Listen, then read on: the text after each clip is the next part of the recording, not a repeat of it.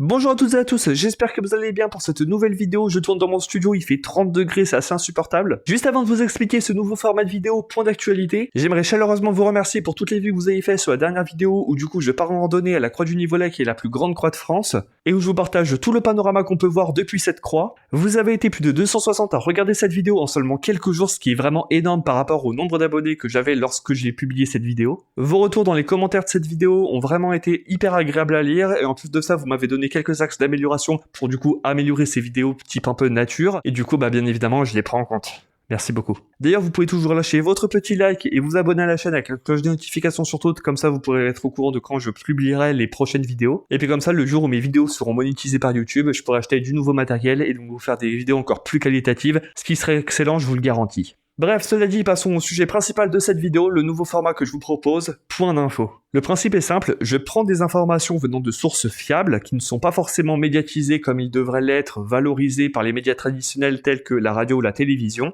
et puis je vous en ferai une vidéo, je sais pas, peut-être toutes les 2 semaines, peut-être tous les mois, on verra. Alors j'aimerais vous spécifier 2-3 petites choses par rapport à cette première vidéo point d'info. La première info, c'est que je n'aurai pas vraiment d'image d'illustration à mettre dans la vidéo, que ce soit dans le fond, que ce soit à côté de moi, ce qui fait que du coup rien ne vous empêche de mettre cette vidéo en fond d'ambiance et du coup de faire des choses en même temps. La deuxième chose, c'est que par rapport aux futures vidéos de ce même format qui évoqueront du coup des informations qui datent, on va dire, du mois où du coup je publierai chacune de ces vidéos, là, je me suis permis de prendre des sujets, des informations, des chiffres, des statistiques qui datent légèrement d'il y a vraiment genre quelques mois, genre mars quoi, minimum. C'est parti pour les actualités de mars.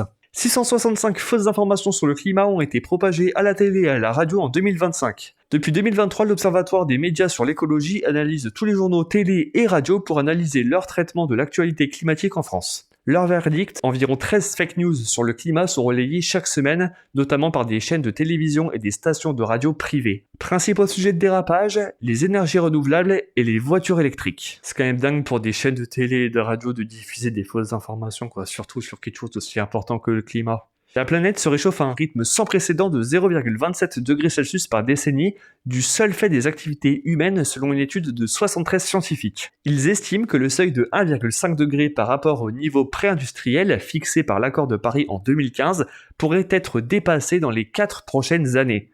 Attention aux faux sites d'information. Avant les élections municipales des 15 et 22 mars, l'association Reporters sans frontières, RSF, qui défend la liberté d'informer dans le monde, a mené une enquête révélant que 85 faux sites d'information locale ont été créés avant ces élections. Ces faux sites copient les vrais, ceux des journaux régionaux très appréciés et auxquels les lecteurs et les lectrices font le plus confiance. Ils changent juste légèrement le nom. Sud-Ouest Direct à la place de Sud-Ouest par exemple. Ces faux sites s'inspirent aussi d'infos réelles, qu'ils détournent grâce à une intelligence artificielle afin de les rendre inquiétantes. Au lieu de « un hôpital a été hacké », ils écrivent « une terrible maladie numérique s'abat sur un hôpital ». Un exemple parmi d'autres. Ils font cela dans le but d'embrouiller les électeurs et électrices, de créer un sentiment de confusion et de panique dans le pays. Ces faux sites, explique RSF, défendent en effet des intérêts russes qui cherchent à nuire à la France. Ce qui caractérise ces sites, les articles ne sont pas signés par des journalistes et sont souvent pleins de fautes d'orthographe ou de syntaxe. Autant de signes qui proviennent d'une intelligence artificielle, et leurs infos spectaculaires ne sont reprises nulle part ailleurs. Donc tout ce que j'ai dit par rapport à la création de ces faux sites, c'est d'après Vincent Berthier, spécialiste de la désinformation à RSF. On passe maintenant aux informations d'avril. Une information plutôt joyeuse pour le collège Simone Veil de Lamballe dans les Côtes d'Armor. Ce collège a peut-être réalisé le rêve de nombreux et de nombreux ados en créant une salle de repos. Il y a 3 ans, l'équipe pédagogique a décidé d'aménager un espace avec matelas, plaid et couverture lestée. L'objectif, favoriser l'apprentissage des collégiens et collégiennes qui, transport et devoirs compris, enchaînent souvent des journées de plus de 10 heures. Le succès est au rendez-vous puisque à chaque heure d'étude, les élèves peuvent venir faire une courte sieste ou se ressourcer. La seule règle dans ce lieu, aucun bruit ni musique. 50% des élèves de 6e sont incapables de courir plus de 5 minutes à une allure de footing selon le ministère de l'Éducation nationale. En septembre dernier, 260 000 ados ont été évalués sur plusieurs axes. Verdict, l'endurance reste le principal point faible. Ces tests d'aptitude physique ont aussi montré des inégalités. Les filles obtiennent en moyenne de moins bons résultats que les garçons, comme les collégiens et collégiennes scolarisés dans les établissements les plus défavorisés. Chaque année, des millions de poules âgées de 18 mois sont envoyées à l'abattoir car elles ne pondent plus assez d'œufs pour les élevages professionnels. Pour les sauver, l'entreprise Poules pour tous les achète et les revend aux particuliers entre 5 et 10 euros.